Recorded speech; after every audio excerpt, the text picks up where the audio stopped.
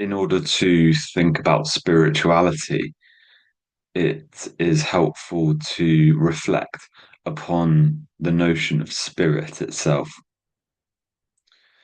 The word comes into English through Latin, and spiritus means breath.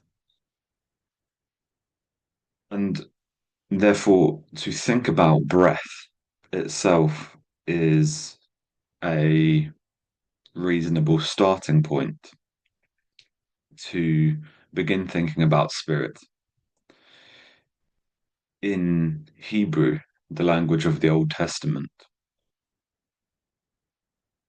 the word ruach means simultaneously spirit, um, breath, and also wind, a fact observed by Owen Barfield, the friend of C.S. Lewis and J.R.R. Tolkien.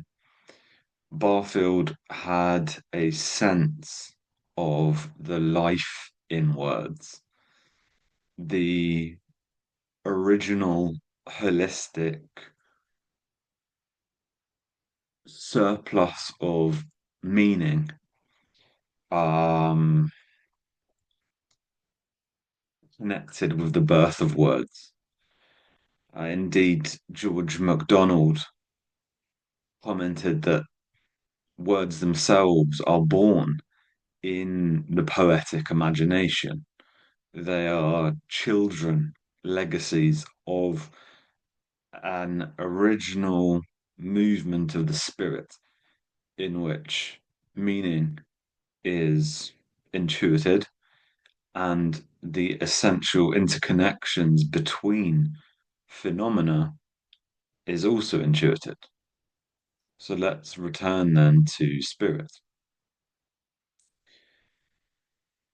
So we experience this every day. I mean, we go outside, we walk around, and there's wind. Maybe not much wind, maybe a strong wind, somewhere in between. But there's wind, and that comes from above, and it is the same phenomenon as the sky above, where the birds are flying. So the birds are flying on the wind. They're beings which are aerial. They inhabit the element of air. And of course, um, heaven is another English word meaning sky. And the thought that the sky and the wind are somehow the same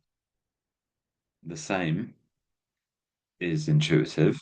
And it also makes sense to say that breath, human breath, is wind, is the sky.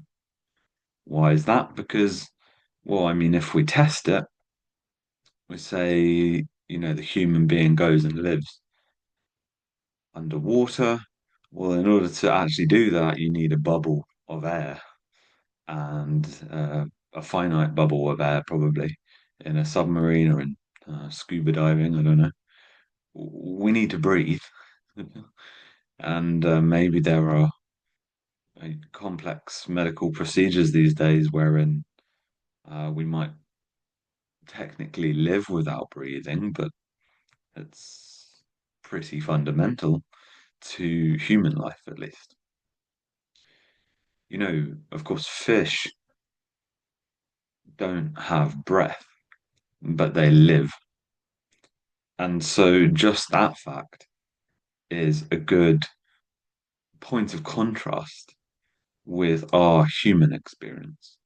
So, at a basic level, part of what I'm saying is spirituality concerns itself with what it means to be human, because spirit is at least breath, which is also sky, which is also wind. And we notice that words our formed breath. Take, for example, the well-known uh, fact that the written word and script and the Phoenician alphabet and so forth emerge, let's say, late in human development. I mean, we're talking papyrus, I think, and the different techniques um, involved in writing. This is only a few millennia old. I want to say several, three to four. There's probably some debate about the facts concerning the origins of writing and written script. I think there are clay tablets in Sumeria or in what would have been ancient Sumeria, and we have evidence of writing. But mm, I'm digressing. The point is that writing, the speech, breathed speech, preceded writing by many ages. Of course, of course, humans spoke before humans wrote. Indeed, um, Plato, I think it's in his Republic. It may not be, but he makes this comment about writing that it will be the death of speech because no one will need to speak anymore. We can write now. And so drawing it back to spirit, I mean, to breathe is life. Okay, so the breath of life, spirit is what enlivens the human being. A way of defining life in the human being is inspiration and expiration. Inspiration and expiration being the first and last acts of human breathing in this life, but both, of course, connected there in the suffix or in one of, maybe not the suffix, but in one of the clauses of those words, we have inspiration, expiration.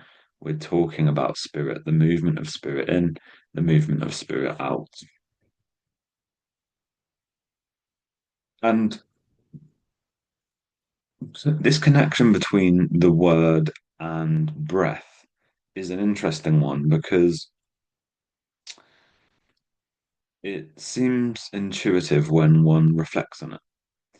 You know, um, the modulations of my vocal cords right now um, is able to occur and resonate and suggest meaning through exhalation, through inhalation, and inspiring and expiring.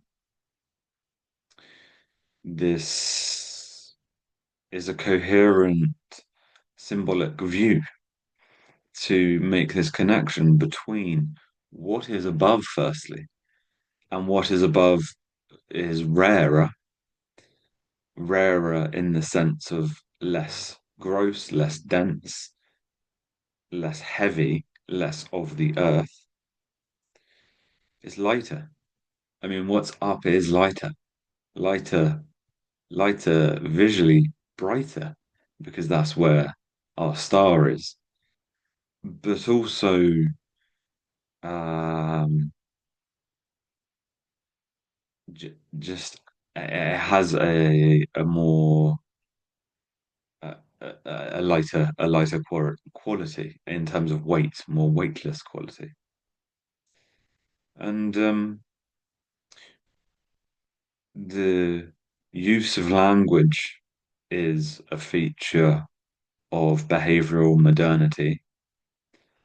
And so part of how we would go about defining Homo sapiens as a creature, as a kind of being, would be to note language use, which is associated with symbolic awareness. Now, symbolic awareness even is thought to have dawned mysteriously somehow around 50,000 years ago. Again, this point I'm sure can be debated, in fact, and I may stand corrected on this, but it's associated with the Lascaux cave paintings and the emergence of art, expression, and rich symbolic apprehension, which is not clear to infer from the archaeological record prior to that point in time. And so there seems to be a connection between a world of meaning, which is holistic, interrelated, and interconnected, is actually relational. Would be the best way to think of it, I think, because to say word, we need to connect word to breath and to life and to the to communication, to conveying order. Indeed, words are ordered patterns. Indeed, words are ordered breath in a way. They're basically pattern breath or spirit. So word is spirit.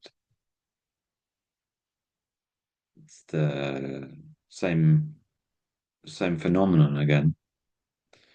And of course, word is the medium through which communication occurs, through which the interior life of the soul, which is not an extrinsic fact, to the extent that many naturalists would simply deny it, with God, of course.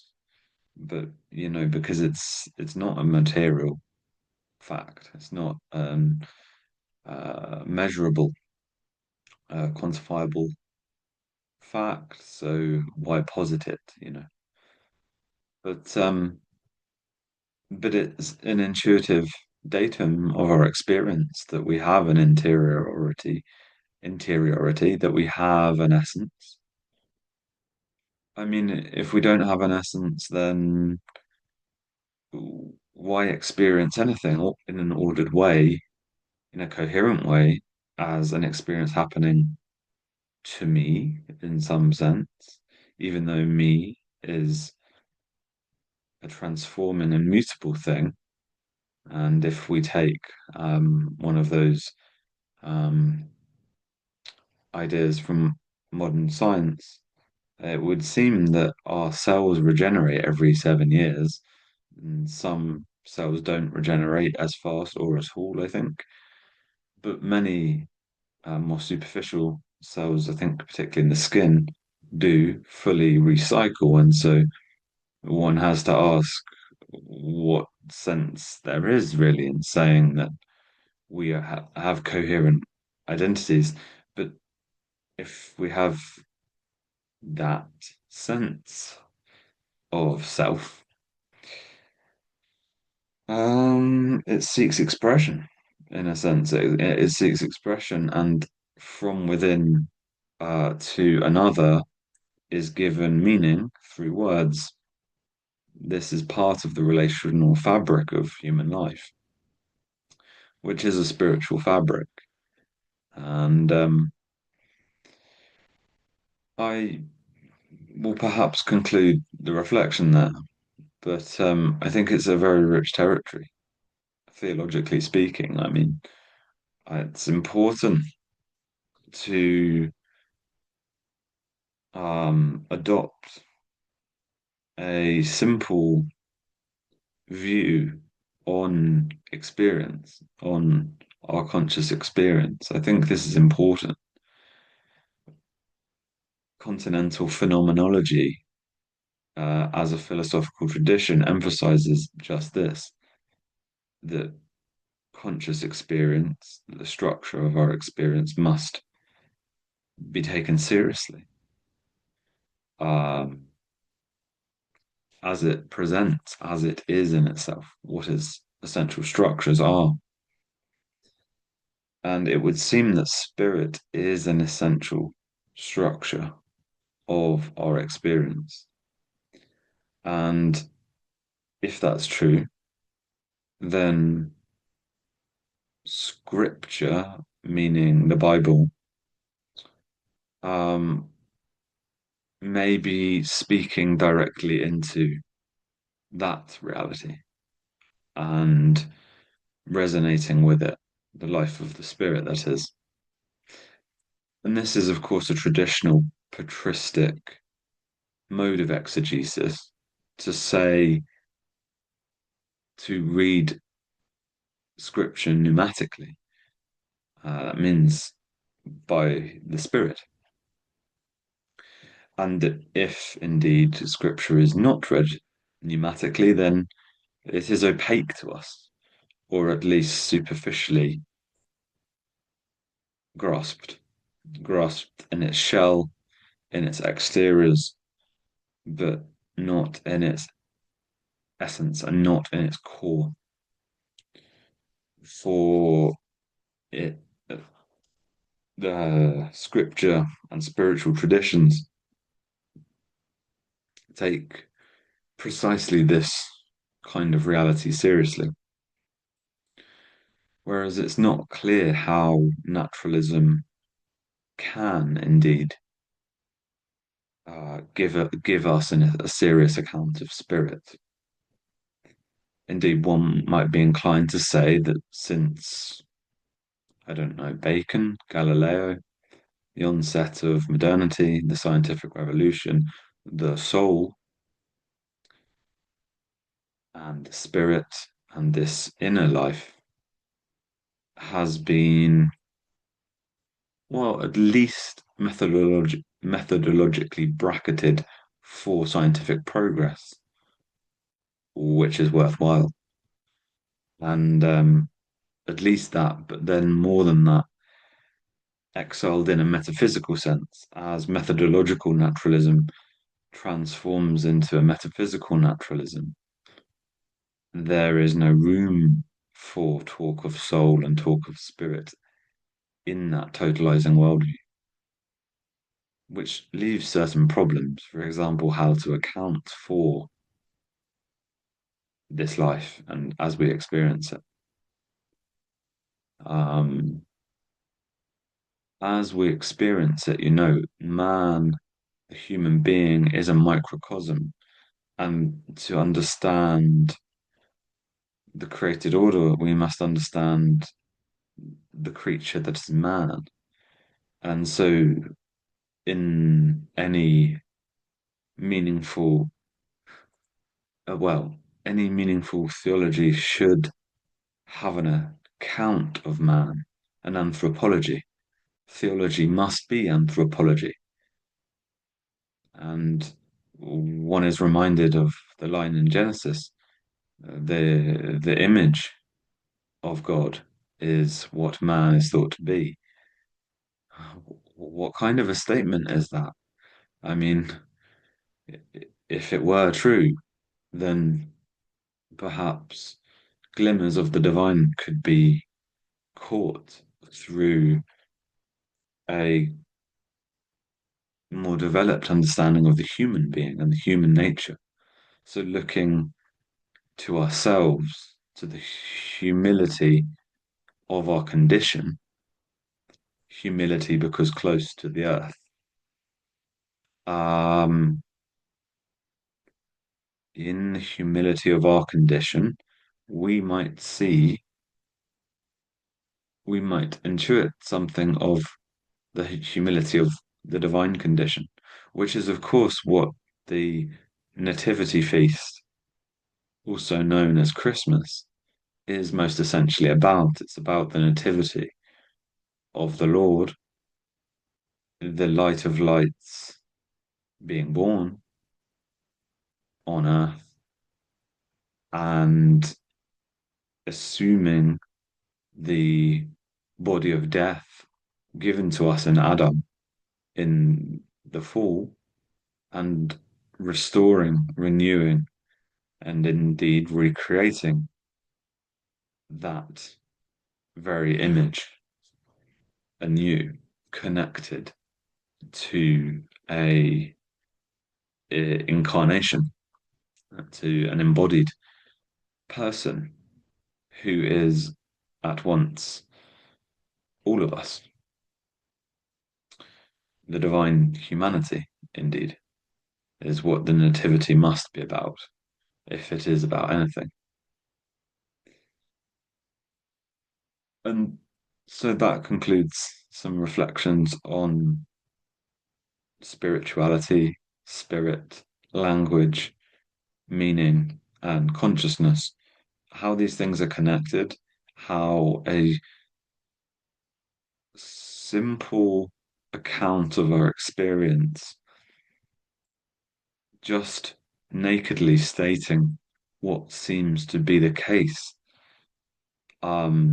cautiously, with humility, but doing so, stating how it seems to be, well, then this way can then open new paths and new vistas of meaning and understanding, especially as they relate to our great spiritual traditions, Eastern, Western, all over the world, all over time and history. All spiritual traditions, if they are spiritual traditions, would aspire to shed light on spirit, to enrich our understanding of what spirit is. Thanks for listening.